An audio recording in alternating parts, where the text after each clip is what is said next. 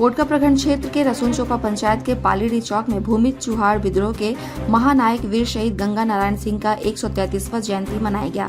इस अवसर पर पोटका विधानसभा क्षेत्र के विधायक संजीव सरदार ने पालीडी चौक पहुंचकर चौक पर स्थापित वीर शहीद गंगा नारायण सिंह की मूर्ति पर माल्यार्पण कर नमन किया और उन्हें श्रद्धांजलि अर्पित की।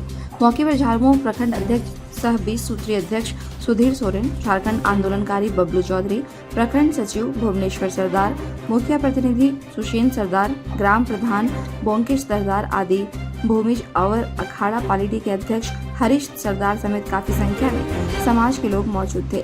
इस दौरान भूमि समाज के लोगों ने उनके बताए व दिखाए राह पर चलने का संकल्प लिया। साथ ही समाज व देश हित में हमेशा आवाज को बुलंद करने का भी संकल्प दोहराया। गंगा नारायण सिंह अमर रहे, जब तक सूरज चांद रहेगा, गंगा नारायण जी का नाम रहेगा।